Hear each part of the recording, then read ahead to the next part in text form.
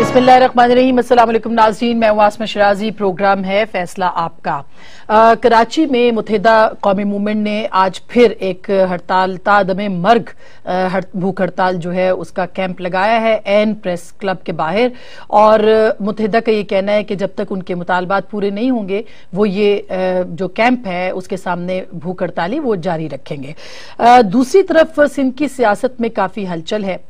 गो के वजीर आला जो नए वजीर आला हैं वो बहुत मुतहरिक भी हैं। अब से थोड़ी देर पहले उन्होंने मुत्तहिदा के कुछ कारकुनों को रिहा करने का भी कहा है जिनसे तफ्तीश मुकम्मल हो गई है, लेकिन बड़े चैलेंजेस दरपेश हैं इस जमीन में।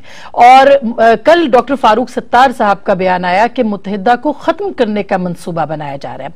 हाल ही में 125 जो कारकुन थे मुत्तहिदा के जो गिरफ्तार थे वो रिहा हुए तो वो सीधे खयाबाने शहर गए।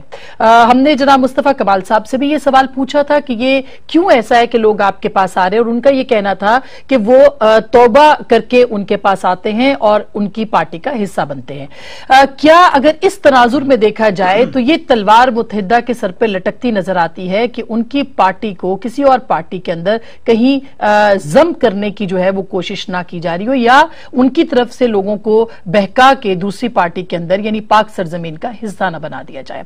क्या मुत्तहिदा को वाकई खत्म करने की साजिश है और ये साजिश इस्टेब्लिशमेंट कर रही है? ये एक बहुत अहम सवाल है।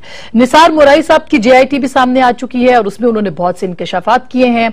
नबील गबोल साहब जो कि आज हमारे मेहमान भी हैं, उन्होंने कुछ बातें हमारे पुराने प्रोग्राम्स में कही भी, और ये भी कहा कि 2-3 जो अहम अफसरान हैं उनके कत्ल के हवाले से भी निसार मोराई साहब का नाम आ रहा है। और JIT के अंदर उन्होंने कुछ और सनसनीखेज बातें भी की हैं। बहरहाल इस पे आगे जाके बात करेंगे कि ये मामला जो है किस नौयत का होगा और कितना ये कराची या सिंध की सियासत में अहम रुख इख्तियार कर सकता है और किसके गले पड़ सकता है। अहम मसला इस वक्त यह है कि क्या कराची के अंदर वाकई ह्यूमन राइट्स की वायलेशंस हो रही हैं, और सिंध की सियासत, पाकिस्तान की सियासत, नवंबर में नए आर्मी चीफ की तैनाती और उससे पहले तमाम पार्टियों का बशमूल पाकिस्तान पीपल्स पार्टी का सड़कों पर आना क्या मतलब रखेगा? बहुत अहम सवालात और बहुत अहम शख्सियात आज हमारे साथ मौजूद हैं। जनाब नबील गबोल साहब जो कि सीनियर सियासतदान हैं, बड़े सीनियर पार्लियामेंटेरियन हैं, बहुत बहुत शुक्रिया आपकी तशरीफ आवरी का। जनाब डॉक्टर आमिर लियाकत हुसैन, एक अगेन सीनियर रहनुमा मुत्तहिदा कौमी मूवमेंट के, ऐसे वक्त में MKM के साथ खड़े हैं जब बहुत से लोग उनके साथ नहीं है। सो बहुत बहुत शुक्रिया आप सबकी तशरीफ आवरी का। गबोल साहब, सबसे पहले आपसे शुरू करते हैं। ये जो सिंध की सियासत है और MKM ने बहरहाल कल डॉक्टर साहब का स्टेटमेंट आ रहा था कि अहम फैसले हो सकते हैं, इस्तीफे आ सकते हैं, हड़तालें भी हैं, ह्यूमन राइट्स की वायलेशन के हवाले से भी बातें हो रही हैं। आपको क्या लग रहा है सिंध की सियासत के हवाले से? देखिए, मैंने शायद आपके भी शो में और पिछले जितने भी शोज हुए हैं जून में मैंने ये बात कही थी कि जुलाई में काफ़ी चेंजेस आएंगी सिंध की सियासत में। आपने देखा कि पूरी गवर्नमेंट ही चेंज हो गई। मैंने फिर अगस्त का भी कहा और अगस्त में भी आप देख रहे हैं कि ये इनके शाफात जो हैं। और मैं ये भी कह रहा हूँ कि शेख रशीद बनते जा रहे हैं। शेख रशीद से मुझे नहीं मिला, मेरे गुरु हैं, अभी उन्होंने कहा वो गुरु है मेरे। तो उनके पास तो मैं एक दिन मिठाई लेकर जाऊंगा ताकि वो फिर मुझे कबूल करें अपनी शागिर्दी में। वो बड़े पुराने हैं और हम तो नए हैं। लेकिन ये कि सिंध की सियासत की आपने बात की है तो मैं ये समझता हूँ कि सिंध की जो सियासत इस वक्त फाइनल मोड़ पे पहुंच गया है, मतलब फैसला कुन मरहले में। मुराद अली शाह बज़ाहिर तो एक्टिव नजर आ रहे हैं, काम कर रहे हैं, लेकिन पॉलिसीज वही हैं जो कायम अली शाह साहब की पॉलिसी चल रही हैं। और इतना फायदा फर्क पड़ गया है कि MKM से जो दूरियां थी वो कम हो गई हैं, और MKM को साथ लेने के लिए पीपल्स पार्टी और MKM आपस में दोबारा से आने वाले दिनों में मैं इनको साथ देख रहा हूं। अच्छी बात नहीं? अच्छी बात है, अच्छी बात है, मैं तो नहीं कह रहा हूं। लेकिन MKM की ये कह रहे हैं ना हम इस्तीफा देंगे, तो इस्तीफा तो सवाल ही पैदा नहीं होता, ये देंगे। लेकिन आने वाले दिनों में असेंबली से कोई तकरीबन 70 मेंबर इस्तीफा देंगे। अच्छा जी, आने वाले उसमें MKM भी हो सकती है और उसमें MKM है, PTI भी है और पीपल्स पार्टी भी हो सकती है। पीपल्स पार्टी भी हो सकती है। और ये आखिरी हथियार ये मैं मुझे नजर आ रहा है सितंबर के बाद लाइक दिसंबर में। अच्छा, और ये टाइम से पहले इंतखाबात की तरफ भी ये मामला। हाँ, इंतखाब। और क्योंकि आप देखेंगे ये इश्यूज ऐसे हैं, क्योंकि अभी मुल्क ये जो अब आप प्राइम मिनिस्टर मोदी इंडिया के जो हैं, उन्होंने जो बयान दिया है बलूचिस्तान के हवाले से, जिसमें उन्होंने खुद माना है कि हमारी इन्वॉल्वमेंट है, और जिस तरीके से बलूचिस्तान के हालात हैं, मुल्क को अंदर से बैठ के जो रॉ के एजेंट्स हैं जो कि कराची में भी मौजूद हैं, जो सियासी जमातों में भी हैं, वो मुल्क को अंदर से जिस तरीके से तोड़ रहे हैं, तो मैं तो ये इंतजार किस बात की हमारी अच्छा, ये इंटरेस्टिंग बात की कि रॉ के एजेंट्स जो कि कराची में भी मौजूद हैं और वो मुल्क को अंदर से कमजोर करेंगे और उसका आगाज हो गया। डॉक्टर साहब, आप एग्री करते हैं इस बात से? क्योंकि इशारा जब रॉ के एजेंट किया जाता है, बदकिस्मती से सबसे पहले एमकेएम की तरफ इशारा किया जाता है।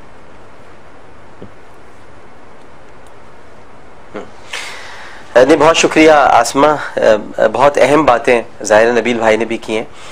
मैं इसमें दो तीन कुछ एडिशंस करना चाहूँगा। एक तो पहली बात ये कि आप सब जानते हैं और हम सबको इस बात का इल्म है कि इस वक्त पाकिस्तान एक बड़े दोराहे पर खड़ा है और एक पुलिस सिरात की मंजिल है। ये कोई मजाक नहीं है नरेंद्र मोदी जैसे आदमी का इस तरह तकरीर करना। ये कोई प्राइम मिनिस्टर ऐसे तकरीर नहीं करता है। तो ये तकरीर बहुत बड़ा इशारा दे रही है, और ये हमारे लिए इशारा ये है कि हम अपने इख्तलाफात भुलाकर हम तमाम तर पॉलिटिकल फोर्सेस को जमहूरी अंदाज में उनको लेकर चलें। जो भी इख्तलाफात हैं उनको डायलॉग के जरिए हल किया जाए, और उसके लिए जरूरी है कि पुरानी रविश को खत्म किया जाए। जिस पुरानी रविश पर हम चलते चले आए हैं कि पार्टीज को तोड़ा गया, उनमें ग्रुप्स बनाए गए और फिर उन लोगों को सामने लाया गया, जैसे कि अभी आपने खुद अपने इब्तिदाइये में कहा, तो मैं तो अब उसे कहता हूं, जब आपने तौबा का जिक्र किया, ये तो जामियातुल उलूमुल सरजमीनिया है कि जहां पर लोग जाके तौबा करते हैं और उसके बाद फिर तो उसको किसी मदरसे का दर्जा दे देना चाहिए, और मुस्तफा कमाल साहब को उसका मुहतमे में आला बन जाना चाहिए, जहां पर लोग जाके तौबा करते हैं। या फिर वो कोई अगर किसी के मजहबी जज्बात मजरू न हो तो माजरत के साथ अर्ज करूं कि फिर वो एक कन्फेशन बॉक्स बना ले और कोई फादर का दर्जा इख्तियार कर ले, जहां लोग आके अपने कन्फेशन करें और तौबा करें, उसके बाद उनके पास चले जाएं। तो ये जब रविश होगी, ये तरीका होगा, तो ऐसे पार्टियां डिस्ट्रॉय होती हैं। जब आप और फिर आप देख रहे हैं कि एक आपका सबसे बड़ा दुश्मन जो भारत है, उसकी जबान कैसी है, रॉ की जबान कैसी है। फिर आप कह जाए कि रॉ के एजेंट, रॉ के एजेंट, रॉ के, एक आदमी की जबान पर यह लफ्ज चढ़ा हुआ है, रॉ के एजेंट, रॉ के एजेंट। मुझे यह लगता है कि 1947 में जो बंटवारा हुआ था, उसमें बंटवा एक सूबे के पास रह गया और बाकी सब रॉ हो गए। तो ये जो रॉ रॉ रॉ है, इसको अब खत्म करना होगा और मुहिब वतन कुव्वतों को साथ लेकर बढ़ना होगा। पाकिस्तान में आसान तो नहीं होगा, ये मुहाजिरों ने पाकिस्तान बनाया है, आसान मुमकिन ही नहीं है आसमा, ये तस्व्वुर ही नहीं किया जा सकता कि यहाँ इन लोगों में कोई रॉ के एजेंट्स होंगे। जो गलत फहमियां, देखिए, और वैसे भी प्रूफ नहीं है, जब गलत फहमियां हैं तो उनको दूर किया जाना चाहिए। अब आपने जैसे कि फरमाया कि मुराद अली शाह साहब ने छोड़ दिया, मुराद अली शाह साहब के इख्तियार में नहीं होता, ये एक जाहिर है कि चीफ एग्जीक्यूटिव है, उनकी पावर्स है, उनको उन्होंने इस्तेमाल किया सूबे के, लेकिन खबर रखने वाले तो ये भी जानते हैं कि गुफ्तगू हो रही है, बात हो रही है, चीजों को बेहतर किया जा रहा है, और हमारी कोशिश यही है कि बेहतरी के साथ हो। तो ये जो नबील भाई का जो भी इशारा है, मैं भी उसमें ये कहूंगा कि ये तो खैर दिसंबर में जा रहे हैं, लेकिन मैं आपको बता दूं कि मुझे तो सितंबर से आगे गाड़ी आगे बढ़ती हुई दिखाई नहीं दे रही है, क्योंकि हालात बहुत प्रेशर बढ़ गया है। अच्छा, अब प्रेशर सियासी जमातों का नहीं है, ये आप भूल जाए, आवाम का प्रेशर बढ़ गया है। आसमान 900 बच्चे अगवा हो गए, 900 बच्चे, ये कोई मजाक नहीं है। 900 बच्चों का अगवा होना, उनकी लाशों का मिलना, और फिर उसके बाद उनके, और फिर उसके बाद आपके प्रीमियम एयरलाइन चल रही है, बहुत खुश हैं आप प्रीमियम एयरलाइन चलाकर, उसमें आप ट्वीट्स कर रहे हैं, आप बता रहे हैं पाकिस्तान बहुत अच्छा चल रहा है। 900 बच्चे आपके मुल्क में अगवा हो गए, आप लोगों को बुनियादी सहूलियात नहीं दे पा रहे हैं, लोगों को जलील किया जा रहा है। ये जो सारे जो प्रेशर बन रहा है आवाम का, करप्शन की बात हो रही है, इसको मेरी आवाज नहीं आ रही है, आवाम का प्रेशर चला जा रहा है, तो शायद सितंबर भी ना गुजार पाएंगे। डॉक्टर साहब, ये गबोल साहब एक सवाल की तरफ इशारा कर रहे हैं। खैर, देखिए, मैं सिर्फ एक बात पे इशारा कर रहा हूं कि ठीक है, कराची के अंदर जो हालात, कराची में अमन अगर आया है, तो आप ये बात माने कि रेंजर्स की कार्रवाई के वजह से अमन आया कराची में। आप इस बात को माने कि जो टारगेट किलर्स पहले घूम रहे थे, जिनको पकड़ा नहीं गया था, उनके वजह से जो है, उनकी वजह से कराची का अमन अमान खराब था। आज क्यों नहीं लोग मर रहे हैं? समझ ले तो हमारी बात समझ में आ जाएगी, समझाने के अंदाज। जी, कुछ कह रहे हैं आप नबी भाई। आप मेरी बात सुन, देखें, लेकिन चले हम किसी पे इल्जाम नहीं लगाते हैं, लेकिन जब इंडिया का प्राइम मिनिस्टर कह रहा है और फिर महमूद खान अचकजई असेंबली में जो तकरीर कर रहा है और फिर महमूद खान अचकजई बाहर आकर यह भी कहता है कि खैबर पख्तूनख्वा जो है वो अफगानिस्तान का हिस्सा है, तो आप इससे अंदाजा लगा लें कि मुल्क के अंदर बैठे हुए सियासतदान मुल्क को तोड़ना चाहते हैं। तरदीद की है और उनकी जो अंदर पार्लियामेंट की स्पीच थी वो बाहर नहीं निकली है। मैं आपको बता, देखे, मुझे एक बात बताएं कि प्राइम मिनिस्टर नवाज शरीफ पहुंच गए एहतजाजी कैंप में। आपने कहा था ना पीएमएलएन पीपल्स पार्टी और एमकेएम करीब आ रहे हैं, खैर बहुत अच्छी बात है कि करीब आ रहे हैं, कोई पॉलिटिकल वे आउट तो निकलना चाहिए। मुझे वही नहीं आया था ना, मुझे तो नहीं पता खुरीजा पहुंचेगा, आप खुरीजा पहुंच गया ना, वहाँ हड़ताल कैंप पे पहुंच गया, हड़ताल भी खत्म हो जाएगा एमक्यूएम का, और एमक्यूएम फिर काबीना में भी साथ होगी इनके, ये भी देख लेना आप, सिंध के अंदर। अच्छा, तो इसमें कौन सी बुरी बात है? मैं कोई बुरी बात नहीं है, मैं कह रहा हूँ भाई गवर्नर जो आप ये जो रेंजर्स मेरा सवाल ये है कि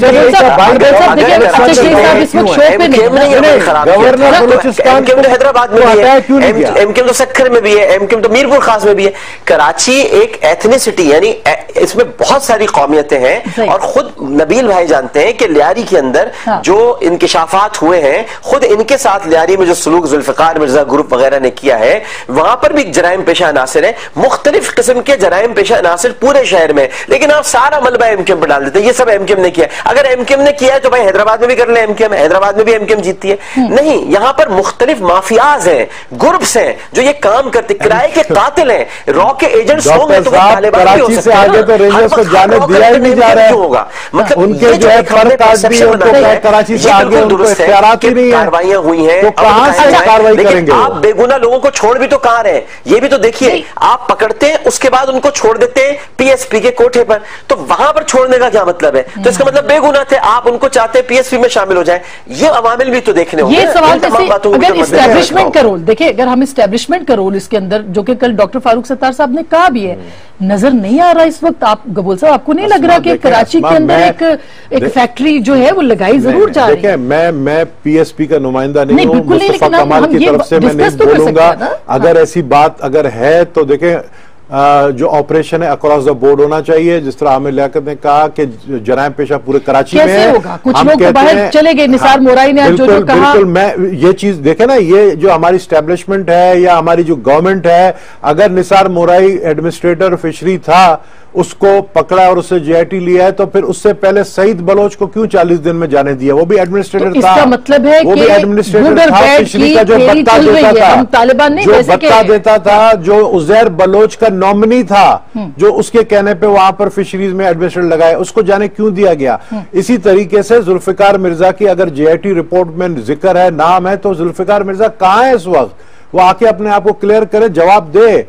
बिल्कुल आपकी बात सही है, उंगलियां उठ रही हैं, लेकिन ये उंगलियां जो है ये सितंबर के बाद नहीं उठेंगी। सितंबर के बाद क्या होगा? सितंबर के बाद बहुत तब्दीली आएगी, सितंबर के बाद इस मुल्क के अंदर बहुत तब्दीली आएगी। और मैं तो पहले भी कह चुका हूं, मैं आज भी कह रहा हूं कि ये प्राइम मिनिस्टर नजर नहीं आ रहे हैं मुझे, नवाज शरीफ साहब। अच्छा, प्राइम मिनिस्टर ऑफ पाकिस्तान, तो फिर क्या नजर आ रहे हैं? इनको स्टेप डाउन करना पड़ेगा उन पनामा लीक्स, और फिर उसके बाद ये कोशिश करेंगे चौधरी निसार या फिर शहबाज शरीफ को प्राइम मिनिस्टर बनाने, जो कि नहीं चल सकेगा। शहबाज शरीफ साहब को, शहबाज शरीफ या हमजा शहबाज, दोनों में से एक, उनको जो है अब चेंजेस, ये बातें हो रही हैं, कॉन्स्टिट्यूशनल नहीं होगा, बातें हो रही हैं। सुप्रीम कोर्ट में केस जा चुका है, रेफरेंस ना अहली का है, सुप्रीम कोर्ट का भी बहुत बड़ा किरदार अब सामने आने वाला है, और सुप्रीम कोर्ट ने भी अपना एक फैसला करना है। जैसे राजा परवेज अशरफ आए थे और यूसुफ रजा गिलानी ना अहल हुए थे, तो ये भी इम्कानात हैं कि ये सितंबर में ही केस का फैसला हो जाए। और ये भी इम्कानात है, जिसका जिक्र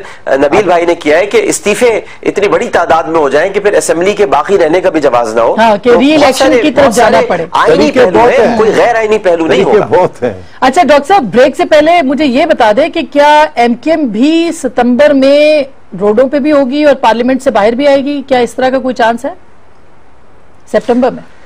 देखिए, एमक्यूएम में इस वक्त दो तरह की राय है और एमक्यूएम में बहुत डिबेट हो रही है। एक राय तो एमक्यूएम में यह है कि इस्तीफे दे दिए जाएं और क्योंकि हम गटर साफ नहीं करा सकते आसिमा, मुझे पता है आपको ब्रेक में जाना है, मैं मुख्तसरन जल्दी आपको बता रहा हूं, हम गटर साफ नहीं करा सकते, हमारे बल्दियाती नुमाइंदे काम नहीं कर सकते, तो हमारी एक राय ये पाई जा रही है इन असेंबली में बैठने का क्या फायदा। लेकिन एक और राय भी है, क्योंकि बहुत डिबेट होती है कि नहीं हमें यहीं रहकर आवाज बुलंद करनी चाहिए। अगर हम सड़कों पर आते भी हैं तो मैं ये आपको कैटेगोरिकली कहता हूं कि हम इस बुनियाद पर नहीं आ रहे कि हम ऑपोजिशन के साथ मिलकर आ रहे हैं, हमारे अपने इश्यूज हैं, हम अपने इश्यूज की बुनियाद पे आएंगे। अच्छा, जवाब मेरे पास बहुत बहुत दिलचस्प। मैं ये जवाब आपसे लेती हूँ, एक छोटी सी ब्रेक के बाद हम वापस आएंगे और पूछेंगे कि सियासी हुकूमत के लिए खतरा है, इन हाउस चेंज की तरफ बढ़ेगा मामला या कुछ और हो सकता है। ब्रेक के बाद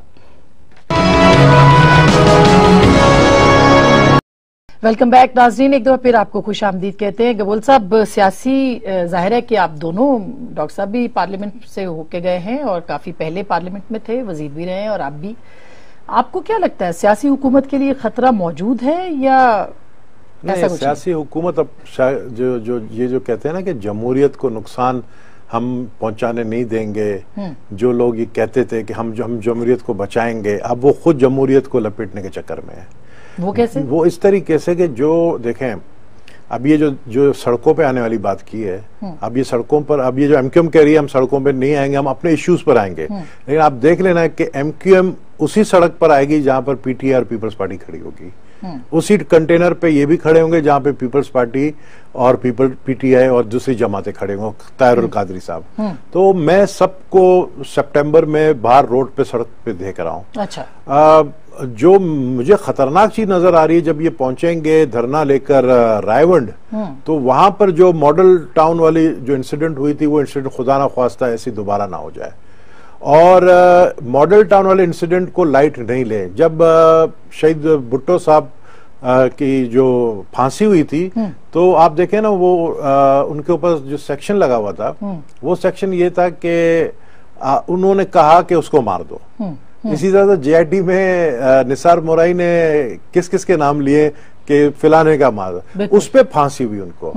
और मुझे पनामा लीक्स के बाद, पनामा लीक जो हुआ है, पनामा, वो शेख रशीद सही कहता है कि मुझे तो नक्शे में भी नहीं पता ये मुल्क कहाँ है, सही कहते हैं, लेकिन ये पनामा लीक इनको ले डूबेगा और बाद में फिर केसेस, यही मर्डर केसेस खुलेंगे इनके ऊपर। अच्छा, ये तो पूरा वैसे स्क्रिप्टेड सा नहीं लग रहा है, लेकिन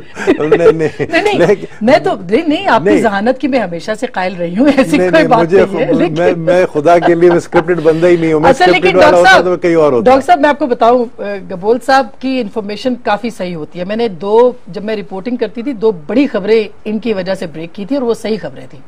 सोर्स नहीं कभी बताते, लेकिन हमने इनसे पूछ लिया था बहरहाल ऑन कैमरा भी। मैंने तो डॉक्टर आमिर से पूछे, मैंने ऑफर क्या किया उनको। हाँ। मैंने कहा जिस दिन देखे मैं आज इधर से उतरूं, जाऊं रोड पर, एक्सीडेंट हो जाए, मैं मर जाऊं। हाँ। हर किसी को मरना है ना, डॉक्टर आमिर लियाकत को भी एक दिन मरना है, मुझे भी मरना है, हर किसी को मरना है। मैंने कहा मैं जिस दिन तुम कायद बन गए एमक्यूएम के, और जिस दिन तुम्हारे जैसा शरीफ इंसान, नेक इंसान, इस्लामी इंसान, जिसको इस्लाम का इतना नॉलेज है, वो अगर कायद बन गया तो मैं तुम्हारे साथ हूँ। अच्छा, ये तो बहुत बड़ी बात हो गई। ये तो ऑफर दे दिए डॉक्टर साहब उन्होंने, लेकिन बात जो इन्होंने की है, आप एग्री करते हैं उनसे? ये तो पूरा नक्शा है। बहरहाल अल्लाह ताला उन्हें सलामत रखे। अल्ताफ हुसैन भाई को, वो कायद है एमक्यूएम के और उन्हीं को रहना चाहिए, वही हमारे कायद हैं, हम सब उनके पीछे। कोई नहीं रहता है। और यकीनन ज़ाहिर है कि क़यादत एक मौजूद है, तो ये नबील भाई के अपने ख्यालात हैं। वैसे इनकी जो आप स्क्रिप्टेड कह रही थी, वो इनकी बातें स्क्रिप्टेड होती हैं, यानी बिल्कुल खोल के बयान कर देते हैं। ये स्क्रिप्टेड तो नहीं होती, लेकिन स्क्रिप्टेड जरूर होती हैं, तो वो बयान ये सही कर देते हैं। और जो ये नक्शा खींच रहे हैं, उस नक्शे में ये जरूर हो सकता है आने वाले दिनों में कि प्रेशर बिल्डअप हो। और ये बहुत अहम बात की इन्होंने कि जो मॉडल टाउन का वाकया है, उसको बहुत हम लोग इजी ले रहे हैं और काफी अरसे से उसको फॉर ग्रांटेड लिया जा रहा है। जो एयानत जुर्म वाली बात इन्होंने की है, तो इसी जेआईटी में निसार मोराई ने कहा है, मुझे जुल्फिकार मिर्जा ने ये कत्ल गारत करने को, जो भी उसने कत्ल कबूल किए, तो अब पकड़े फिर जुल्फिकार मिर्जा को, वसीम अख्तर को जिस तरह जेल में डाला हुआ है। एयानत जुर्म में तो फिर बहुत सारे लोग पकड़े जाए ना, बहुत सारे लोगों ने किसी के कहने पे किया है, उजैर बलोच ने कहा है मैंने किसी के कहने पे किया है, तो ये बहुत सारी बातें हैं। तो ये सब पकड़े जाए, इनको गिरफ्तार किया जाए। सारी तान टूटती है तो एमक्यूएम पे क्यों टूटती है? सब कुछ होता है तो एमक्यूएम सारे रॉ के एजेंट्स यहीं पे क्यों निकलते हैं? उजैर बलोच किसका एजेंट था? उसने क्या कार्रवाइयां की हैं? उसके अलावा शहर के अंदर जितनी कत्लो गारत हुई है वो किसने कराई है? 12 मई का आज तक सवालिया निशान बना हुआ है। मैं तो खुद कह रहा हूं आपसे, एमक्यूएम का होके बार बार बात कहता हूं कि इसकी शफाफ तहकीकात कराएं, आपके सामने सब कुछ आ जाएगा। परवेज मुशर्रफ साहब का स्टेटमेंट कल आया है, आपने खुद पढ़ा होगा, जिसमें उन्होंने कहा है कि इसमें वसीम अख्तर या एमक्यूएम का वो हाथ नहीं है, जो बड़े लोगों का हाथ है उसके अंदर शामिल। परवेज मुशर्रफ साहब, उनसे आप तहकीकात करें, वो सदर थे उस वक्त। मैं कहता हूं गवर्नर सिंध को पकड़े आप, जो 14 साल से यहां मौजूद है, उनसे सवालात करें। लेकिन सारा घूम फिरकर मलबा एमक्यूएम पर आकर गिर जाता है, तो ये नहीं होना चाहिए। लेकिन डॉक्टर साहब, अभी इससे हमें थोड़ा सा इज्तिनाब बरतना चाहिए। और ये गिरफ्तारियां, ये छापे, ये रेड्स, ये मामलात को खराब करते हैं। इससे बेहतरी नहीं पैदा होती कि आप दबाव डालें कि पीएसपी में शामिल हो जाओ, उस पार्टी का हिस्सा बन जाओ। एमक्यूएम अल्ताफ हुसैन की क़यादत में कल भी मौजूद थी, आज भी मौजूद है, इंशाअल्लाह मुस्तकबिल में भी रहेगी, और लोग उन्हीं की क़यादत को एक्सेप्ट करते हैं और उन्हीं के पीछे खड़े। अच्छा, लेकिन आपको नहीं लगता ये खुफिया हाथ की जो बात होती है, और जाहिर है कि ये जो सारी चीजें हो रही हैं, बदकिस्मती से पाकिस्तान में बहुत से खुफिया हाथ होते हैं जो करवाते हैं सियासतदान, उनके आलाकार भी बनते हैं, तो आपको नहीं लगता कि ये सारी चीजें तो फिर PMLN को जो है वो प्रोटेक्ट करेंगी? वो बड़े अच्छी पोजीशन पे होंगे आवाम के सामने कि हम तो बिल्कुल ठीक थे, ये अपोजिशन पार्टियों ने मुल्क के अंदर ये सारा कुछ कर दिया। ऐसा नहीं है? अच्छा, तो ये राना सनाउल्लाह साहब, ये गलत वो जो है कि छत पे सोया था बहनोई, मैं तने समझ के सो गई, मुझको राना जी माफ करना, गलती मारे से हो गई। तो राना सनाउल्लाह बहुत शरीफ आदमी है। ये गुल्लू भट्ट कौन थे? ये बहुत शरीफ, ये बहुत इंतहाई तमीजदार सैयदजादे थे, बहुत शरीफ इंसान थे। ऐसे बहुत सारे लोग हैं। ये मसला ये है कि चूंकि कराची पर, सिंध पर फोकस किया जा रहा है ना, आप पंजाब में रेंजर्स भेजिए ना, पता चलेगा ना कितने बड़े बड़े बदमाश पंजाब में बैठे हुए, कितने खतरनाक गुंडे, दहशतगर्द आपको वहां से मिल, वहां आप करने ही नहीं देते, ऑपरेशन होता ही नहीं वहां पे। आप मुझे बताइए अपने दिल पर हाथ रखकर, 900 बच्चों का अगवा कोई मामूली बात है क्या? नहीं, ये तो कराची में सिंध में हुआ होता तो या तो तूफान कोई गैंग है ना, कोई माफिया है जो बच्चों को अगवा कर रहा है। जो ये बच्चे जिस तरह मिल रहे हैं, उनके जो एक भैंस को साहिवाल में से एक नदी में से भैंस निकाली है, उसका पेट जब खोला गया 4 बच्चों की लाशें उसके अंदर थी। तो ये कौन अगवा कर रहा है वहां पर? ये कैसे, ये छुरियों के वार कौन कर रहा है? अभी भी पकड़ा गया है, पुलिस ने सुक्का सांस लिया, लेकिन पता चला फिर रात को वार हो गया। ये कौन कर रहा है? तो पंजाब में दहशतगर्दी नहीं हो रही। पंजाब, ये अल्लामा इकबाल पार्क का वाकया पंजाब में नहीं हुआ, ये श्रीलंकन टीम पे हमला पंजाब में नहीं हुआ, लाहौर में नहीं हुआ। तो ये सब कुछ कराची में क्यों हो रहा है? पूरे मुल्क के अंदर फिर आप भेजिए ना, तो फिर आपको पता चलेगा आसमा कि कितने गुल्लू भट्ट और कितने रॉ के एजेंट्स लाहौर में बैठे हुए। लाइक इट और नॉट, ये सिंध के अंदर भी और कराची के अंदर भी ये एहसास महरूमी बढ़ रहा है, और ये कहा जा रहा है कि वाई ओनली सिर्फ मैं बिल्कुल देखें, जो हक की बात है मैं बिल्कुल उसको डिनाई नहीं कर सकता हूँ। आमिर बिल्कुल बातें कुछ इन्होंने सही की हैं कि पंजाब भी पाकिस्तान का हिस्सा है, जिस तरीके से कराची है, वहाँ क्यों तो वहाँ क्यों नहीं हो रहा है? ऐसी आप देखें कि ये जो छोटू गैंग कितना पुराना इशू था। पंजाब की गवर्नमेंट के मिनिस्टर्स जो हैं, बल्कि वजीर आला हाउस से वो जो जंगल था, वो उसके अंदर जो ये डाकू छुपे हुए थे छोटू गैंग के नाम से, वो वहां से फोन के रिकॉर्ड्स मिले हैं कि जो सीएम हाउस से फोन जाते थे वहां पर। तो ये सबको पता है। अब बात ये है कि देखें, सीएम पंजाब के घर से, सीएम पंजाब के घर से नहीं, ऑफिस की बात, हाँ। वहां से टेलीफोन के कन्वर्सेशन पकड़े गए हैं। इसी तरीके छोटू गैंग जो है इतने सालों से पंजाब की हुकूमत चला रही थी, उसको पंजाब के मिनिस्टर चला रहे थे, पंजाब के डिप्टी स्पीकर चला रहे थे। कार्रवाई आखिरी किसने की? फौज ने की, खत्म कर दिया। इसलिए तो हम कहते हैं कि भाई अगर रेंजर्स कार्रवाई कर रही है तो रेंजर्स भी तो फौज का हिस्सा है, और सिर्फ देखें एमक्यूएम के खिलाफ नहीं कर रही है। इट हैपेंस टू बी कि जो भी टेररिस्ट है वो एमक्यूएम के अंदर है, तो आपको पहले छांटी करके उनको निकालना चाहिए था ना। जिस तरीके से मैं वाहिद शख्स था जब मैंने लियारी में कहा कि उजैर बलोच और उसकी गैंग क्रिमिनल ग्रुप है, उसको खत्म किया जाए, और जुल्फिकार मिर्जा ने उनको कहा कि नहीं, इनको खत्म नहीं किया जाए, उनके ऊपर हाथ रख दिया सर पे। तो आपको खुद अपने सफों से वो गंदे अंडे निकालने चाहिए। आपके इनोसेंट लोग हैं तो इनोसेंट लोगों की लिस्टें आप बनाए। आपने भूख हड़ताल किया, उस भूख हड़ताल में कितने लोग इनोसेंट हैं और कितने लोग ऐसे हैं जो टारगेट किलर्स हैं। तो उस टारगेट किलर्स के लिए तो देखे, वो कैसे करे, वो मतलब उनको देखे ना, एमक्यूएम अपने अंदर ततहीर का अमल जो है डॉक्टर साहब वो कैसे करे? आप काम कर रही है ना, 90 रोज के लिए लेती है, उसके बाद पीएसपी हेडक्वार्टर में छोड़ आती है, तो ये पता चल जाता है ना मासूम कौन है। तो एमकेएम के तो फिर सारे मासूम निकले ना, क्योंकि वो पीएसपी हेडक्वार्टर में पहुंचा दिए। नहीं, पीएसपी हेडक्वार्टर से भी वो गायब हो गए, आपको ये भी बता दूं मैं। वो कहां गए थे? अब वो पता नहीं कहां है, मिसिंग पर्सन्स। जो 250 लोग गए थे ना पीएसपी के, वो 250 लोग जो प्रेस कॉन्फ्रेंस में नजर आए जी। मैं मुस्तफा कमाल को बोलता हूं 250 में से 50 दिखा दे, वो नहीं दिखा सकेगा, वो सब मुल्क छोड़ के निकल गए। तो फिर डॉक्टर साहब फिर ये क्या हो रहा है? मतलब ये तो फिर उनके साथ भी हाथ हो रहा है, आपके साथ में 50 नहीं दिखा सकेगा वो तो फिर छोड़ दे। नहीं, मगर ये इस तरह से फिर कराची ऑपरेशन पे सवालिया निशान नहीं उठेंगे? जैसे ये रेंजर्स की रिपोर्ट जो है वो तो फरतुल्लाह बाबर साहब का भला हो जो कमेटी में पेश की, तो उन्होंने उसको चैलेंज किया कि ये गलत रिपोर्ट है। तो इसका मतलब है कि ह्यूमन राइट्स के सवाल तो उठ रहे हैं। हम सब लोग को मिलकर अपने मुल्क के अंदर इसको एड्रेस करना चाहिए, ना कि साथ वाला मुल्क जो है वो हमारी खबर लेता फिरे। ये बेहतरीन वक्त नहीं है कि हम अपने अंदर सब देखें और अपने अंदर की खबरें जो है रखें और उसको सही करें? मैं कह रहा हूं ना कि अंदर की बुराइयों को हम खुद बताएं, देखें हमसे गलतियां हुई हैं। मैं अगर आप आज मुझसे पूछें, मैं ये बिल्कुल एलानिया कह सकता हूं कि मैंने मदद की है लियारी के अंदर जराइम पेशा अनासिर को खत्म करने में, एस्टेब्लिशमेंट की मैंने मदद की है। मैंने बताया क्योंकि मैं लियारी का एमएनए था 30 साल से, मुझे पता था कि हमारे सिफों में कौन कौन क्रिमिनल है। लियारी अब बहुत दफा गए और वहां पे जो तस्वीरें लगी होती थी वो मतलब हामिद मीर साहब ने कॉलम में लिखा, मैं तो कह भी नहीं सकती किस किस की तस्वीरें लगी होती। आप रखें दिल के जिगर के अंदर, आप भी बहादुरी दिखाएं। मैं ओपनली 8 साल से कहता आ रहा हूँ, मैंने तो आपको कहा, मैं तो घरों में जिनकी तस्वीरें लगी हुई थी वो आम लोग नहीं थे, वो ज़ाहिर है कि वर्दी में थे, वो मतलब बड़े बड़े लोगों की तस्वीरें लगी हुई थी। देखे मैं एक बात आपको बताऊं कि कराची के अंदर इस वक्त सिचुएशन है, आपको पता है कि इतना कंट्रोवर्शियल रेंजेस को बना दिया गया कि हर 90 दिन बाद, अभी की नहीं बात करी, मैं पिछले जब उजैर जान बलोच वहां पे थे जब की बात कर नहीं, उजैर बलोच तो जनरल क्यानी की तस्वीर भी लेके घूमते थे। तो बात कर वो क्यों घूमते थे? वो प्रोटेक्शन मांगते थे कि हमें शायद प्रोटेक्शन।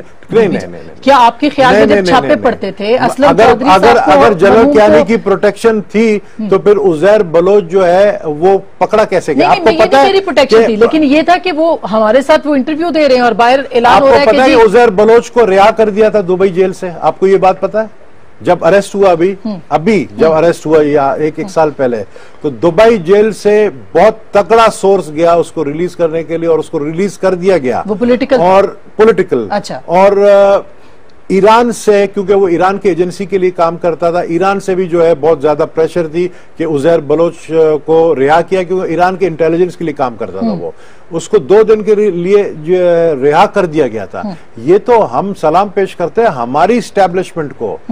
यहां से फोन गया शेख, मैं नाम नहीं लूंगा क्योंकि बुरी बात है, जो कंसर्न्ड है, उनको फिर C-130 में लाना पड़ा। ये वैसे ये सब कुछ पाकिस्तान में क्यों होता है डॉक्टर साहब? ये कहीं किसी और मुल्क में क्यों नहीं होता जो हमारे मुल्क के अंदर हो रहा है कि सरपरस्ती भी होती है, रिहाई भी होती है, गिरफ्तारी भी होती है, ECL में नाम होने के बावजूद लोग बाहर चले जाते हैं?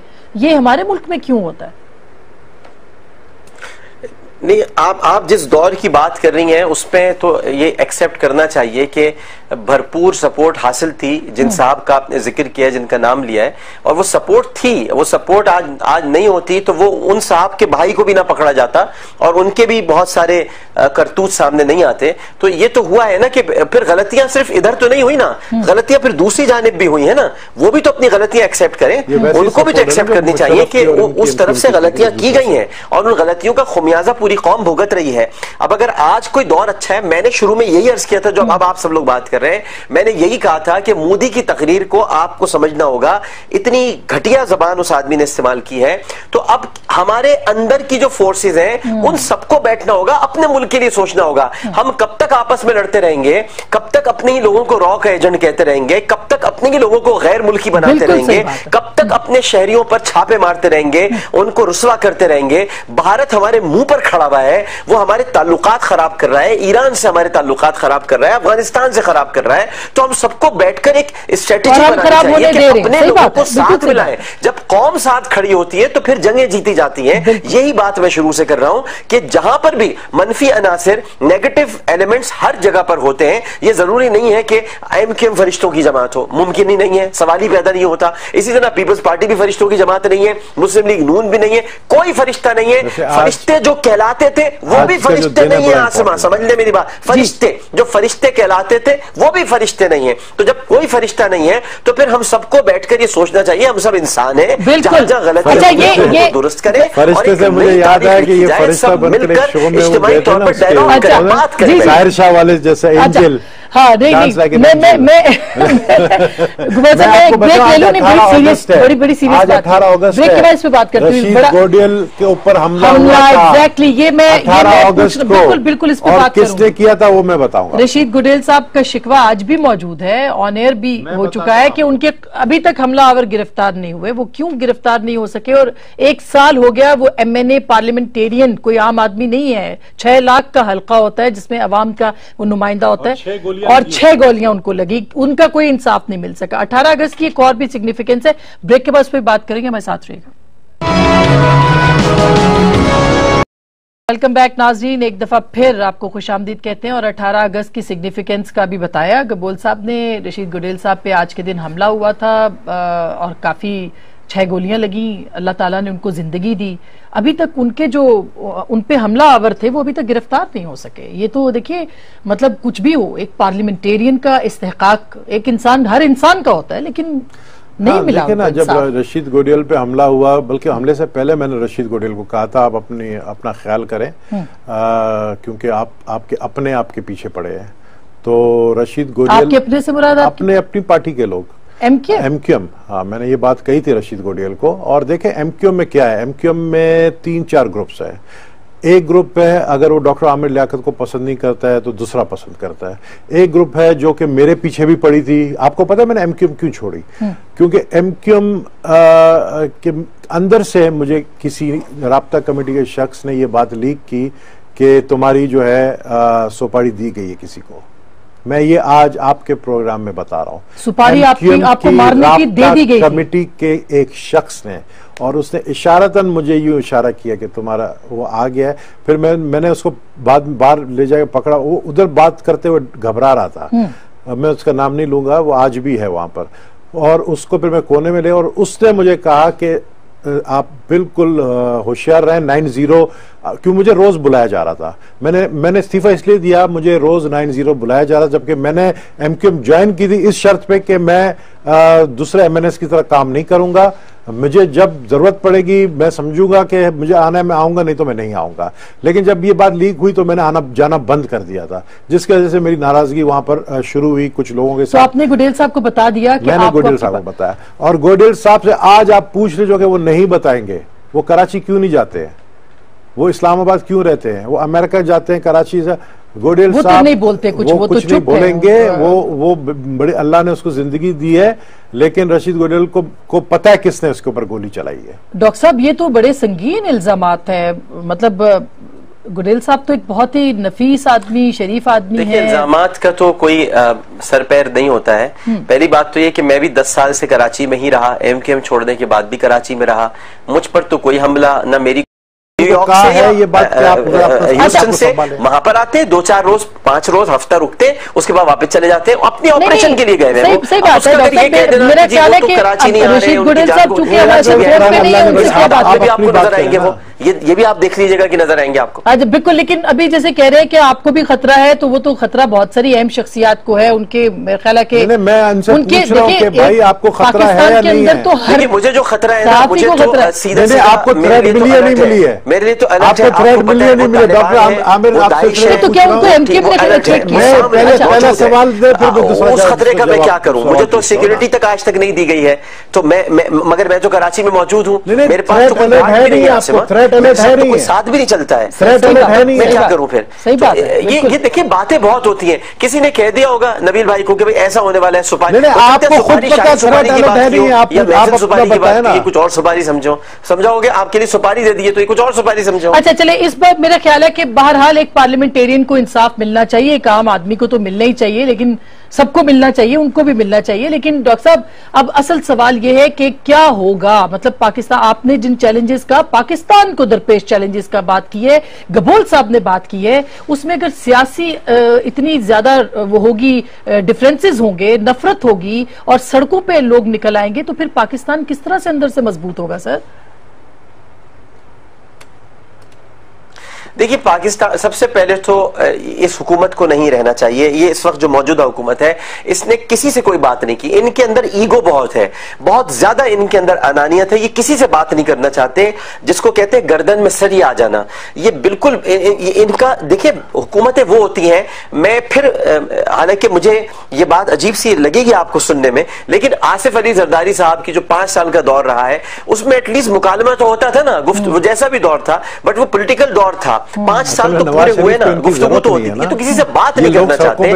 बात डायलॉग, नबील भाई पुराने सीजन सियासतदान है, डायलॉग सियासत का मरकज होता है, सियासत की बुनियाद होती है, मुकालमा करना चाहिए, ये नहीं करते। एक तो पहले तो इनकी हुकूमत नहीं होनी चाहिए, ये अवाम का मुतालबा है, और अवामी मुतालबा अवामी प्रेशर के तौर पर सामने आएगा। उसके बाद जो सूरत हाल होगी, उसमें आपको पूरी एक नई स्ट्रेटेजी बनानी पड़ेगी। सब सियासतदानों किए जा रहे रॉ के एजेंट्स, बलूचिस्तान आपके खतरे के अंदर है, सब जगह पर इंडिया ने अपना एक कब्जा जमाया हुआ है। तो यहां पर बजाय इसके कि हम अंदर लड़ाई शुरू कर दें, अपनी ही जमातों को रोंदना शुरू कर दें, हमें उनको साथ मिलाना चाहिए, आवाज बनानी चाहिए, और हम सबको फौज के पीछे खड़ा होना चाहिए, ताकि हम अपनी फौज को मजबूत करें, अपने इदारों को मजबूत करें, खास करके भारत के खिलाफ बिल्कुल सही साथ खड़े हों। लेकिन उसके लिए सबको एक आवाज होकर फौज के पीछे खड़ा होना, ये तो बड़ी, ये तो वक्त की जरूरत है। लेकिन आप फौज के पीछे खड़ा होना चाहिए ना, ये तो फौज से आगे निकलने के चक्कर में है। हम ये कह रहे हैं कि देखें, इंडिया का जो इशू है इस वक्त, रॉ का इशू है, आगे कोई निकल सकता है? नहीं डॉक्टर, आप तो नहीं निकल सकते, आप शरीफ इंसान है, मैं इसकी गारंटी मैं देता हूं, आप शरीफ है। आप पीएमएलएन की बात कर रहे हैं? पीएमएलएन की बात कर रहा हूँ, पीएमएलएन की बात कर रहा हूँ। पीएमएलएन जो है ना, वो बैठकर उनके कुछ लीडर्स जो हैं, क्योंकि आपको पता है हमारे मासूम प्राइम मिनिस्टर इतने मासूम हैं कि वो बहुत जल्द लोगों की बातों में आ जाते हैं, उनके कान बड़े कच्चे हैं। उनको किसी ने कह दिया कि चौधरी निसार जो है वो प्राइम मिनिस्टर बनने के चक्कर में है। वो जब से जो है ये इनसिक्योरिटी फील कर रहे हैं कि जब, अगर उन्होंने तो नाम भी तय कर लिया कि अगर मुझे जाना पड़ा, जो कि मैं आपको कह रहा हूं कि सुप्रीम कोर्ट की डिसीजन पे उनको जाना पड़ेगा।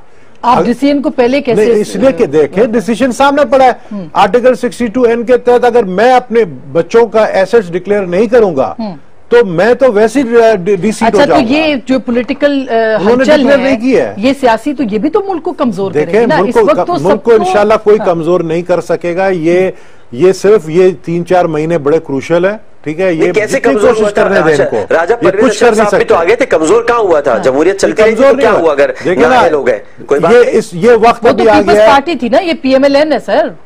सर देखिए, ये जमहूरियत इससे, ये तो मुझे तो इतना यानी एलर्जी होगी इस जमहूरियत को। आप जरा दूसरा इंग्लिश में बोलते हैं फिर भी समझ आती है कि डेमोक्रेसी होनी चाहिए। जमहूरियत का मतलब ये नहीं है कि आपका मुल्क टूट रहा है और आप कह रहे हैं जी जमहूरियत को बचाना है। इस वक्त एक फैसला आपको करना है कि जमहूरियत को बचाए, मुल्क को बचाए। देखिए ना, मुल्क को बचाने के लिए आपको क्या करना चाहिए? सबको नहीं करना चाहिए, मुल्क को बचाने के लिए क्या करना चाहिए? सियासतदानों को अपना किरदार अदा करना चाहिए, फौज को अपना किरदार अदा करना क्यों आ रहे चाहिए। हैं? बिल्कुल, क्योंकि आपके जो डिसीजन जो लेने वाले लोग हैं, अगर पनामा लीक्स में बाहर मुल्क के प्राइम मिनिस्टर इस्तीफा देते हैं, अगर दूसरे बार होना चाहिए, तो आप कह रहे हैं कि मैंने कुछ भी नहीं किया गलत, और आपके फाइनेंस मिनिस्टर जो जिनके पास पहले कुछ नहीं था, आज उसके बेटे फरारी में घूम रहे हैं लंदन और अमेरिका में। अच्छा चले, और आपके सारे मिनिस्टर जितने वफाक के अंदर है, उनकी जो करप्शन की है उसकी नैब के पास है, वो क्यों नहीं नैब नहीं, नैब तो अब मैं यही कहूंगा कि गवर्नमेंट के चल रही है, अदा करना चाहिए, इसमें कोई शुबा नहीं है। बहुत बहुत शुक्रिया। अगर हुकूमत या जो रियासत के इदारे हैं वो अपना किरदार अदा नहीं करेंगे तो फिर यही बातें होंगी जो जिस खौफ का इजहार डॉक्टर आमिर लियाकत कर रहे हैं और जिस खौफ का इजहार सरदार नबील गबोल साहब कर रहे हैं। अगर सियासतदान भी बटे पैदा होती कि आप दबाव डालें कि पीएसपी में शामिल हो जाओ, उस पार्टी का हिस्सा बन जाओ।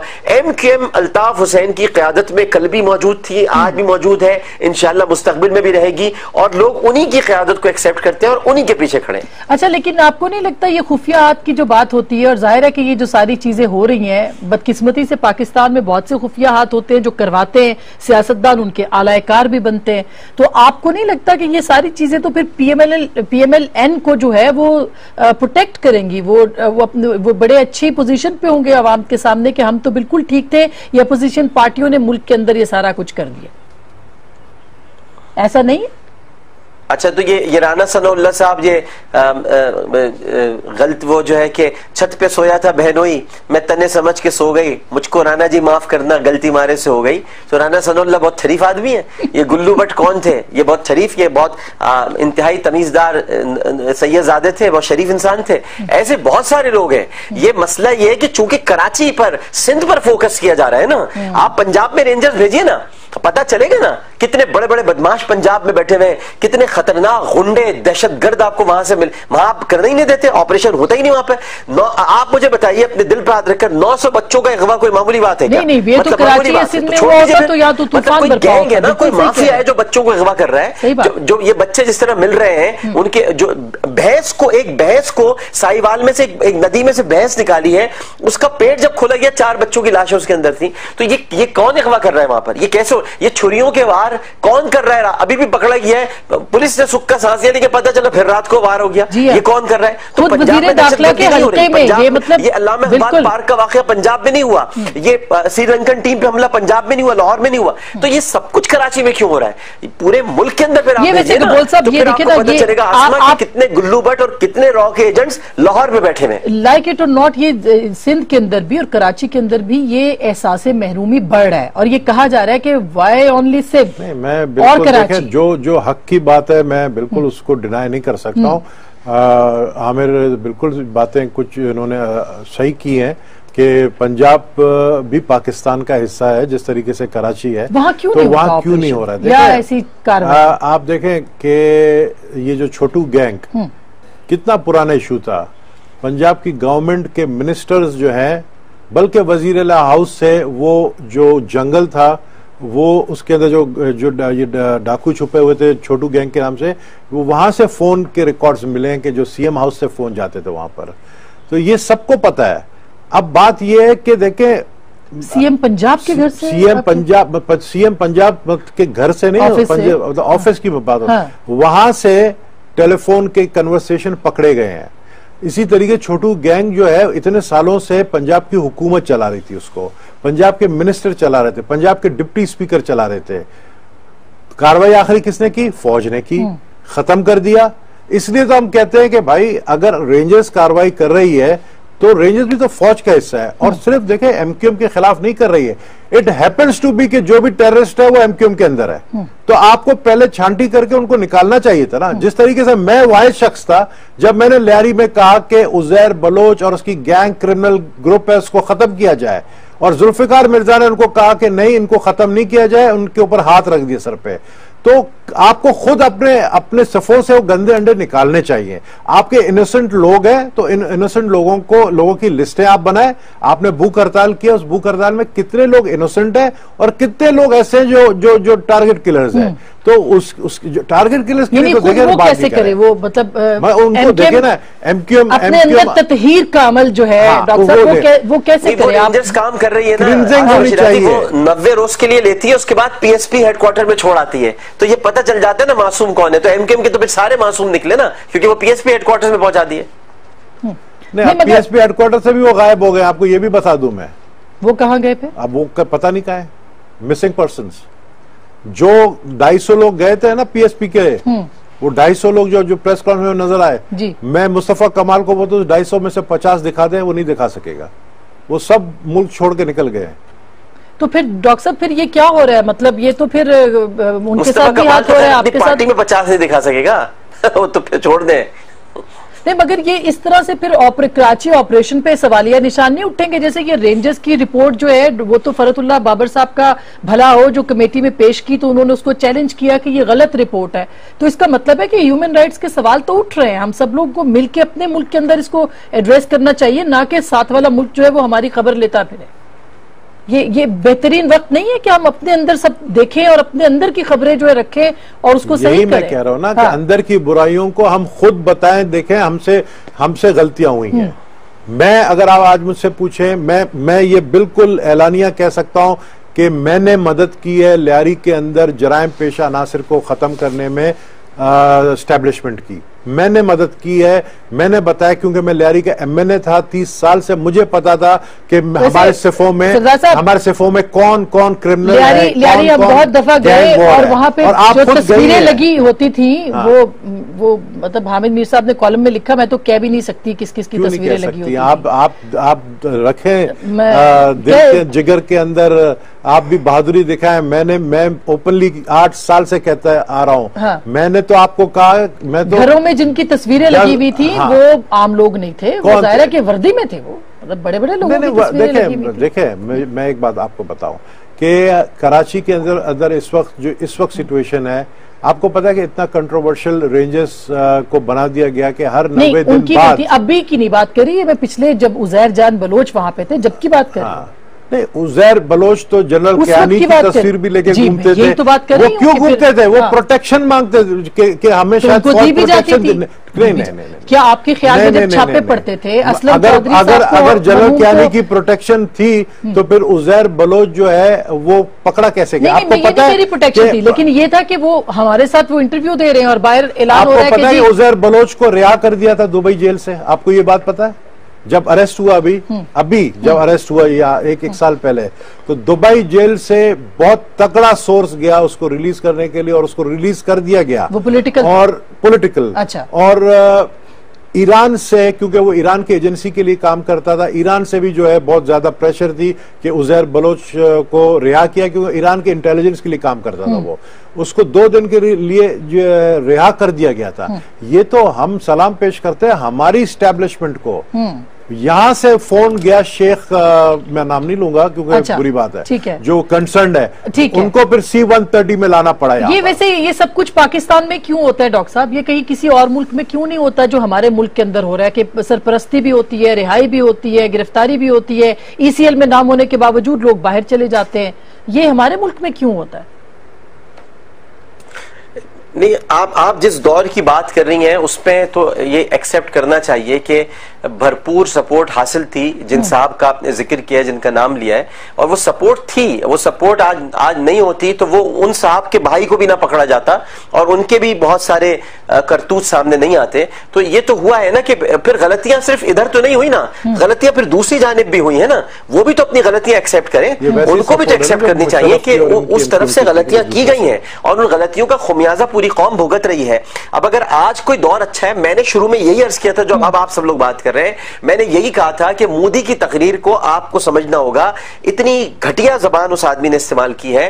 तो अब हमारे अंदर की जो फोर्सेस हैं उन सबको बैठना होगा, अपने मुल्क के लिए सोचना होगा। हम कब तक आपस में लड़ते रहेंगे, कब तक अपने ही लोगों को रॉ का एजेंट कहते रहेंगे, कब तक अपने ही लोगों को गैर मुल्की बनाते रहेंगे, कब तक अपने शहरियों पर छापे मारते रहेंगे, उनको रुसवा करते रहेंगे। भारत हमारे मुंह पर खड़ा हुआ है, वो हमारे ताल्लुकात खराब कर रहा है, ईरान से हमारे ताल्लुकात खराब कर रहा है, अफगानिस्तान से खराब खराब कर रहा है, तो हम सबको बैठकर एक स्ट्रेटेजी और हम बनानी खराब चाहिए होने कि दे रहे हैं। अपने सही लोगों बात को है, बिल्कुल साथ सही मिलाएं। जब कौम साथ खड़ी होती है तो फिर जंगें जीती जाती हैं। यही बात मैं शुरू से कर रहा हूं कि जहां पर भी मनफी अनासिर, नेगेटिव एलिमेंट्स हर जगह पर होते हैं, यह जरूरी नहीं है कि एमक्यूएम फरिश्तों की जमात हो, मुमकिन ही नहीं है, सवाल ही पैदा नहीं होता। इसी तरह पीपल्स पार्टी भी फरिश्तों की जमात नहीं है, मुस्लिम लीग नून भी नहीं है, कोई फरिश्ता नहीं है। फरिश्ते जो कहलाते थे वो भी फरिश्ते नहीं है। आसमा, समझ ले मेरी बात, फरिश्ते जो फरिश्ते कहलाते थे वो भी फरिश्ते नहीं है। तो जब कोई फरिश्ता नहीं है तो फिर हम सबको बैठकर ये सोचना चाहिए हम सब इंसान हैं, बिल्कुल। जहां गलत है अच्छा, ये दुरुस्त करें। फरिश्ते से मुझे याद आया कि ये फरिश्ता बनकर एक शो में वो गए थे ना, उसके जाहिर शाह वाले जैसे एंजल। हाँ, नहीं मैं ब्रेक ले लूं, नहीं बड़ी सीरियस, बड़ी सीरियस बात, 18 अगस्त ब्रेक के बाद इस पे बात करते हैं। रशीद गोडियल के ऊपर हमला एग्जैक्टली, ये मैं 18 अगस्त को, बिल्कुल इस पे बात करूंगा। किसने किया था वो मैं बताऊंगा। रशीद गोडियल साहब का शिकवा आज भी मौजूद है, ऑन एयर भी हो चुका है कि उनके अभी तक हमलावर गिरफ्तार नहीं हुए। वो क्यों गिरफ्तार नहीं हो सके? और 1 साल हो गया, वो MNA पार्लियामेंटेरियन कोई आम आदमी नहीं है। 6 लाख का हल्का होता है जिसमें अवाम का वो नुमाइंदा होता है, और 6 गोलियां उनको लगी, उनका कोई इंसाफ नहीं मिल सका। 18 अगस्त की एक और भी सिग्निफिकेंस है, ब्रेक के बाद उस पर बात करेंगे, हमारे साथ रहेगा। वेलकम बैक नाज़रीन, एक दफा फिर आपको खुशामदीद कहते हैं और 18 अगस्त की सिग्निफिकेंस का भी बताया। गबोल साहब ने, रशीद गोडियल साहब पे आज के दिन हमला हुआ था और काफी 6 गोलियां लगी, अल्लाह ताला ने उनको जिंदगी दी। अभी तक उनके जो उन पे हमला आवर थे वो अभी तक गिरफ्तार नहीं हो सके। ये तो देखिए, मतलब कुछ भी हो, एक पार्लियामेंटेरियन का इस्तेहकाक एक इंसान, हर इंसान का होता है, लेकिन नहीं मिला। देखिए ना, जब रशीद गोडियल पे हमला हुआ, बल्कि हमले से पहले मैंने रशीद गोडियल को कहा था आप अपना ख्याल करें, क्योंकि आपके पीछे पड़े हैं।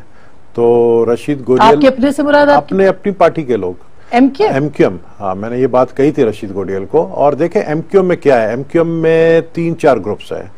एक ग्रुप है, अगर वो डॉक्टर आमिर लियाकत को पसंद नहीं करता है तो दूसरा पसंद करता है। एक ग्रुप है जो कि मेरे पीछे भी पड़ी थी। आपको पता है मैंने एमक्यूएम क्यों छोड़ी?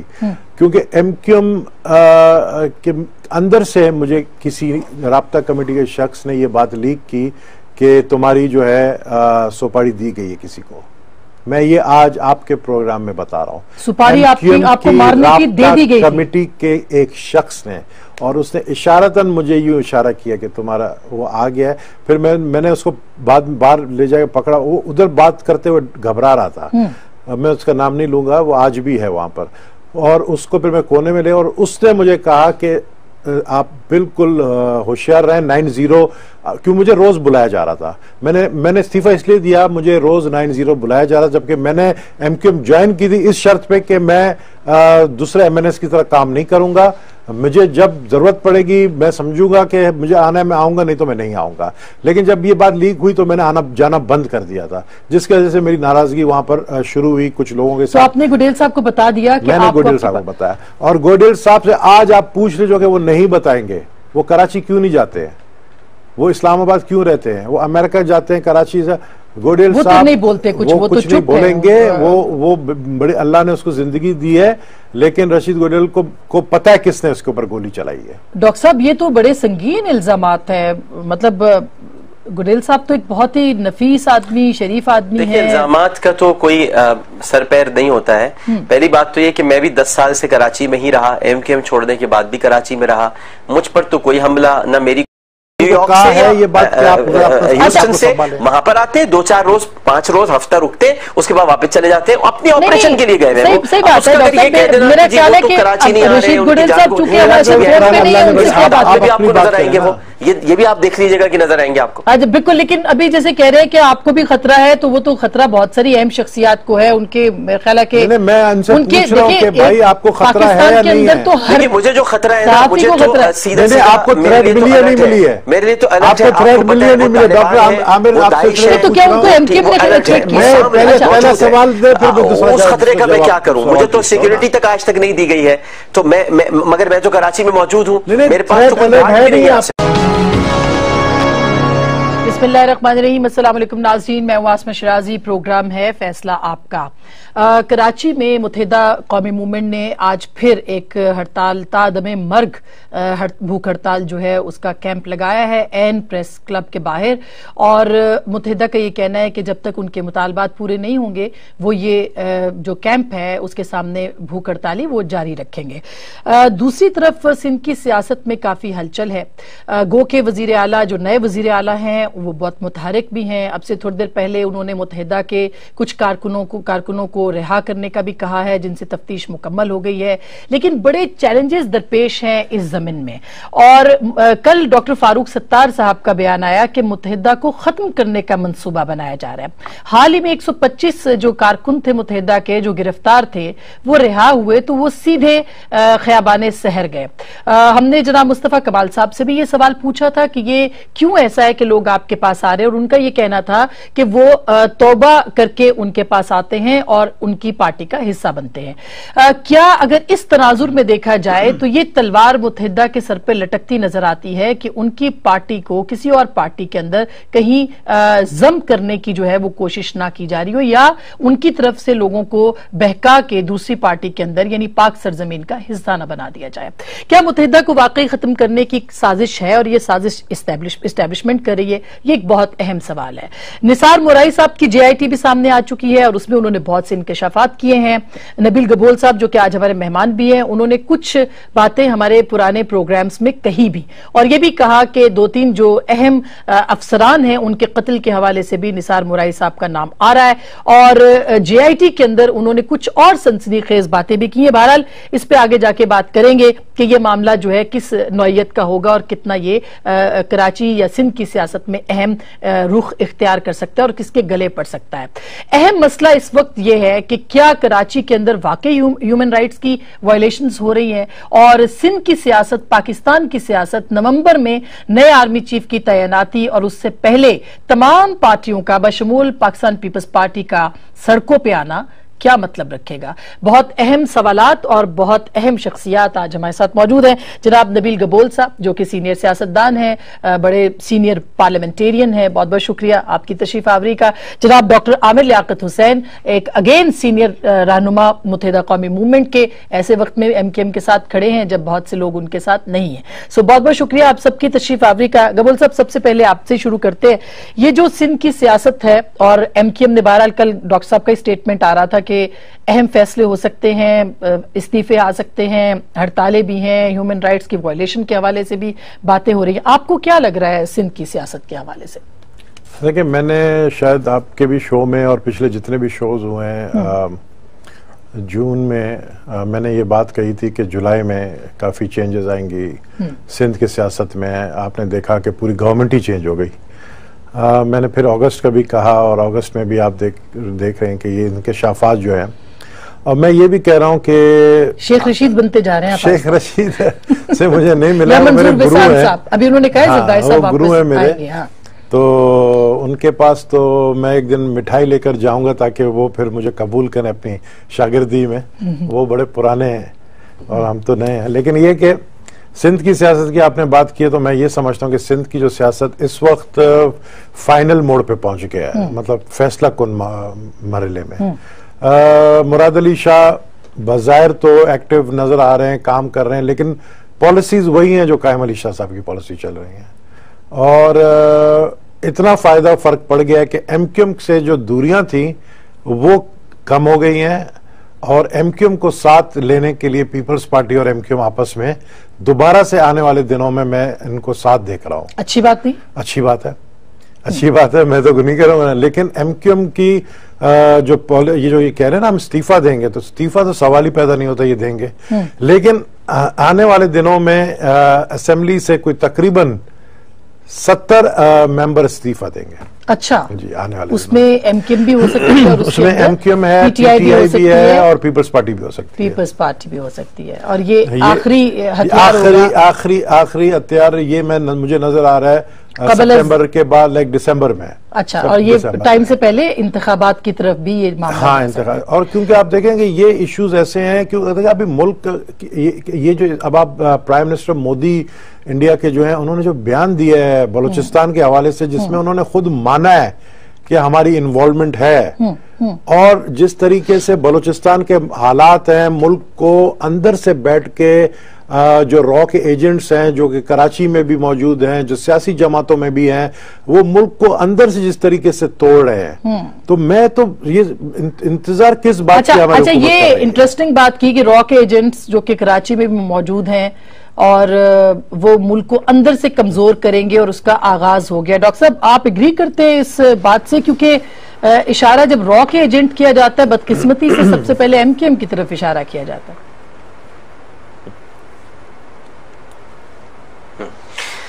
नहीं, बहुत शुक्रिया आसमा, बहुत अहम बातें ज़ाहिर नबील भाई ने भी की हैं। मैं इसमें दो तीन कुछ एडिशंस करना चाहूँगा। एक तो पहली बात ये कि आप सब जानते हैं और हम सबको इस बात का इल्म है कि इस वक्त पाकिस्तान एक बड़े दोराहे पर खड़ा है और एक पुल सिरात की मंजिल है। ये कोई मजाक नहीं है नरेंद्र मोदी जैसे आदमी का इस तरह तकरीर करना। ये कोई प्राइम मिनिस्टर ऐसे तकरीर नहीं करता है। तो ये तकरीर बहुत बड़ा इशारा दे रही है, और ये हमारे लिए इशारा ये है कि हम अपने इख्तलाफात भुलाकर हम तमाम तर पॉलिटिकल फोर्सेस को जमहूरी अंदाज में उनको लेकर चलें।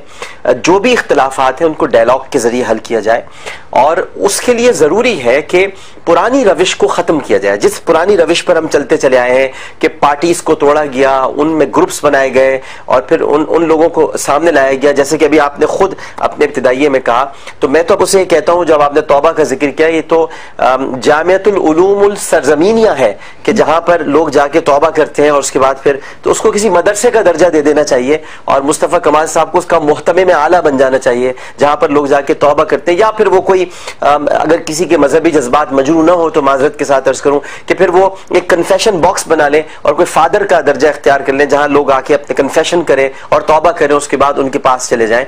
तो ये जब रविश होगी, ये तरीका होगा, तो ऐसे पार्टियां डिस्ट्रॉय होती हैं। जब आप और फिर आप देख रहे हैं कि एक आपका सबसे बड़ा दुश्मन जो भारत है उसकी जबान कैसी है, रॉ की जबान कैसी है। फिर आप कह जाए कि रॉ के एजेंट, रॉ के एजेंट, रॉ के, एक आदमी की जबान पर यह लफ्ज चढ़ा हुआ है, रॉ के एजेंट, रॉ के एजेंट।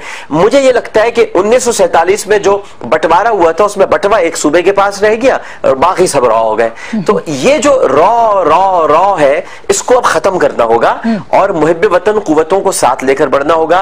पाकिस्तान में आसान तो नहीं होगा, ये मुहाजिरों ने पाकिस्तान बनाया है, ये आसान नहीं है आसमा, ये तसव्वुर ही नहीं किया जा सकता कि यहाँ इन लोगों में कोई रॉ के एजेंट्स होंगे। जो गलत फहमियां, देखिए, और वैसे भी प्रूफ नहीं है, जब गलत फहमियां है तो उनको दूर किया जाना चाहिए। अब आपने जैसे कि फरमाया कि मुराद अली शाह साहब ने छोड़ दिया, मुराद अली शाह साहब के इख्तियार में नहीं होता, ये एक जाहिर है कि चीफ एग्जीक्यूटिव है, उनकी पावर्स है, उनको उन्होंने इस्तेमाल किया सूबे के, लेकिन खबर रखने वाले तो ये भी जानते हैं कि गुफ्तगू हो रही है, बात हो रही है, चीजों को बेहतर किया जा रहा है, और हमारी कोशिश यही है कि बेहतरी के साथ हो। तो ये जो नबील भाई का जो भी इशारा है, मैं भी उसमें ये कहूंगा कि ये तो खैर दिसंबर में जा रहे हैं, लेकिन मैं आपको बता दूं कि मुझे तो सितंबर से आगे गाड़ी आगे बढ़ती हुई दिखाई नहीं दे रही है, क्योंकि हालात बहुत, प्रेशर बढ़ गया है। अच्छा, अब प्रेशर सियासी जमातों का नहीं है, ये आप भूल जाए, आवाम का प्रेशर बढ़ गया है। आसमान 900 बच्चे अगवा हो गए, 900 बच्चे, ये कोई मजाक नहीं है। 900 बच्चों का अगवा होना, उनकी लाशों का मिलना,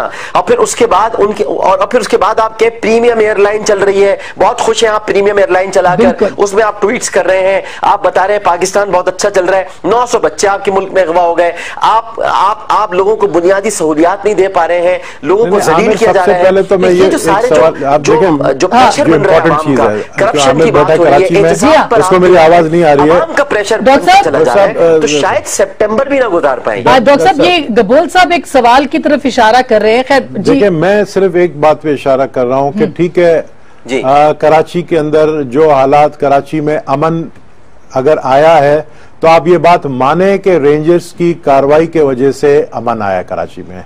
आप इस बात को माने कि जो टारगेट किलर्स पहले घूम रहे थे, जिनको पकड़ा नहीं गया था, उनके वजह से जो है, उनकी वजह से कराची का अमन खराब था। आज क्यों नहीं लोग मर रहे हैं? समझ ले तो हमारी बात समझ में आ जाएगी। समझाने के अंदाज, जी कुछ कह रहे हैं आप नबी भाई। आप मेरी बात सुन, देखें, लेकिन चले हम किसी पे इल्जाम नहीं लगाते हैं, लेकिन जब इंडिया का प्राइम मिनिस्टर कह रहा है और फिर महमूद खान अचकजई असेंबली में जो तकरीर कर रहा है और फिर महमूद खान अचकजई बाहर आकर यह भी कहता है कि खैबर पख्तूनख्वा जो है वो अफगानिस्तान का हिस्सा है, तो आप इससे अंदाजा लगा लें कि मुल्क के अंदर बैठे हुए सियासतदान मुल्क को तोड़ना चाहते हैं। उन्होंने तरदीद की है और उनकी जो अंदर पार्लियामेंट की स्पीच थी वो बाहर नहीं की गई।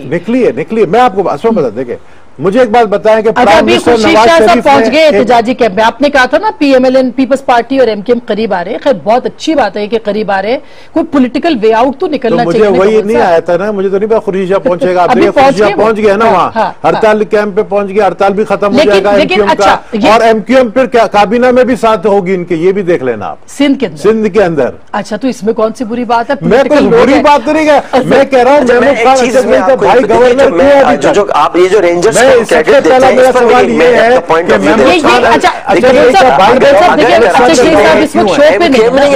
गवर्नर बलूचिस्तान हैदराबाद में भी है, एमकेएम तो सक्खर में भी है, एमकेएम तो मीरपुर खास में भी है।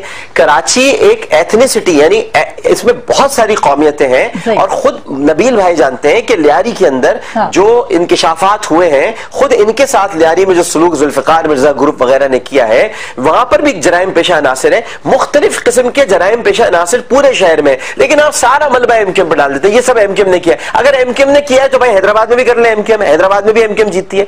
नहीं, यहां पर मुख्तलिफ माफियाज हैं, ग्रुप्स हैं जो ये काम करते, किराए के कातिल हैं, रॉ के एजेंट्स होंगे तो तालिबान भी हो सकते हैं। आगे तो रेंजर्स को जाने दिया ही नहीं जा रहा है, होगा मतलब उनके जो है कराची से आगे उनको इख्तियारात ही नहीं है, कार्रवाइयां हुई हैं, तो कहां से कार्रवाई करेंगे? आप बेगुनाह लोगों को छोड़ भी तो कहां रहे हैं, ये भी तो देखिए। आप पकड़ते हैं, उसके बाद उनको छोड़ देते हैं पीएसपी के कोठे पर, तो वहां पर छोड़ने का क्या मतलब है? तो इसका मतलब बेगुनाह थे, आप उनको चाहते हैं पीएसपी में शामिल हो जाए, ये अवामिल भी तो देखने होंगे। ये सवाल अगर इस्टेब्लिशमेंट का रोल देखिए, अगर हम इस्टेब्लिशमेंट का रोल इसके अंदर, जो कि कल डॉक्टर फारूक सत्तार साहब ने कहा भी है, नजर नहीं आ रहा इस वक्त। आप गबूल साहब, आपको नहीं लग रहा कि कराची के अंदर एक फैक्ट्री जो है वो लगाई जरूर जा रही है?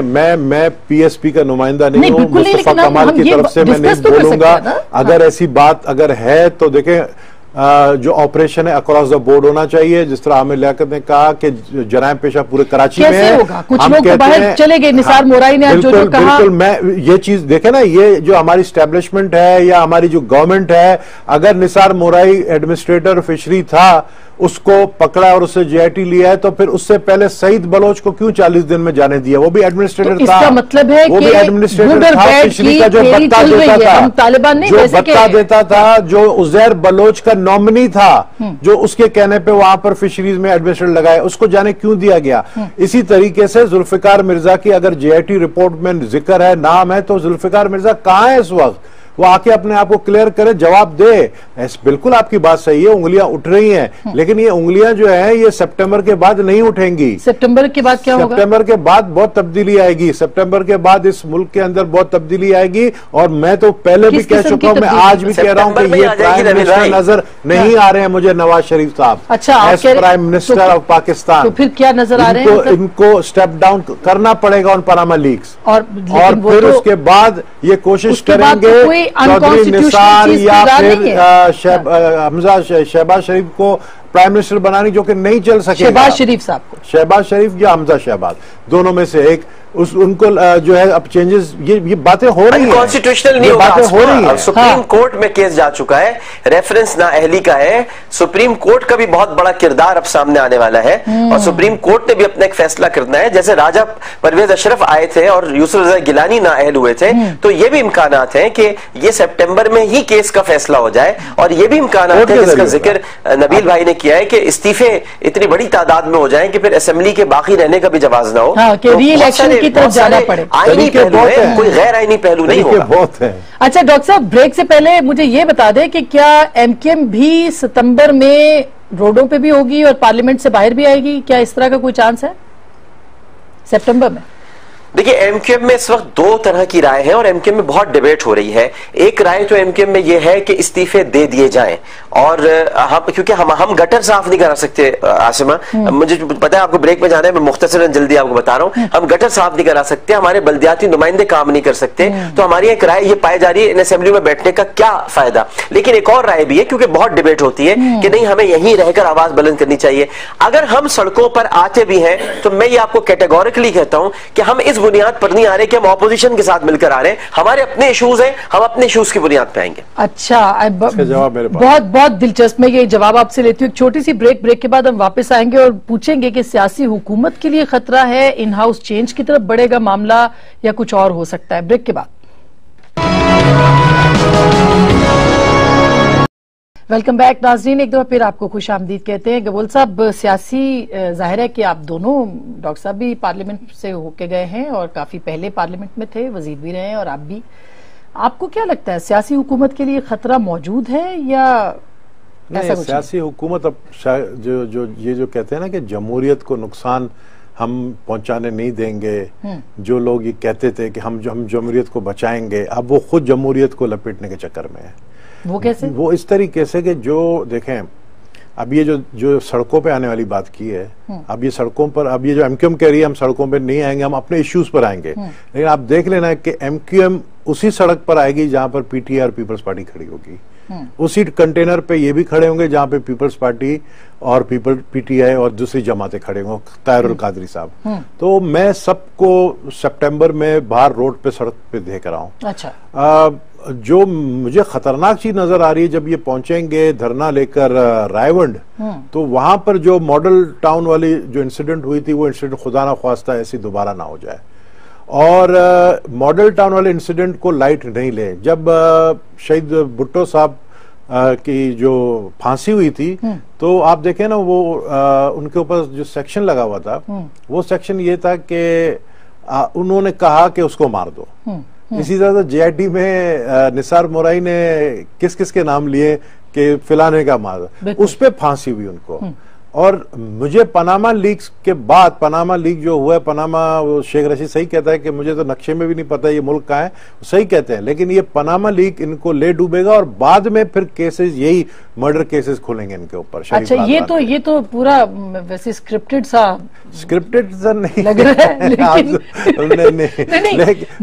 नहीं, आपकी जहानत की मैं हमेशा से कायल रही हूँ, ऐसी कोई बात नहीं है। मैं खुदा के लिए स्क्रिप्टेड बंदा ही नहीं हूँ, मैं स्क्रिप्टेड वाला होता तो कहीं और होता। डॉक्टर साहब, मैं आपको बताऊं, गबोल साहब की इंफॉर्मेशन काफी सही होती है। मैंने जब मैं रिपोर्टिंग करती थी, 2 बड़ी खबरें इनकी वजह से ब्रेक की थी और वो सही खबरें थी। सोर्स नहीं कभी बताते, लेकिन हमने इनसे पूछ लिया था बहरहाल ऑन कैमरा भी। मैंने तो डॉक्टर आमिर से पूछे, मैंने ऑफर क्या किया उनको। हाँ। मैंने कहा जिस दिन देखे मैं आज इधर से उतरूं, जाऊं, रोड पर एक्सीडेंट हो जाए, मैं मर जाऊं। हाँ। हर किसी को मरना है ना, डॉक्टर आमिर लियाकत को भी एक दिन मरना है, मुझे भी मरना है, हर किसी को मरना है। मैंने कहा, मैं जिस दिन तुम कायद बन गए एमक्यूएम के, और जिस दिन तुम्हारे जैसा शरीफ इंसान, नेक इंसान, इस्लामी इंसान, जिसको इस्लाम का इतना नॉलेज है, वो अगर कायद बन गया तो मैं तुम्हारे साथ हूँ। अच्छा, ये तो बहुत बड़ी बात हो गई, ये तो ऑफर दे दिए डॉक्टर साहब उन्होंने, लेकिन बात जो इन्होंने की है, आप एग्री करते हैं उनसे? ये तो पूरा नक्शा है। बहरहाल अल्लाह ताला उन्हें सलामत रखे। अल्ताफ हुसैन भाई को, वो कायद हैं एमक्यूएम के, और उन्हीं को रहना चाहिए, वही हमारे कायद हैं, हम सब उनके पीछे कोई नहीं रहता है। और यकीनन ज़ाहिर है कि क़यादत एक मौजूद है।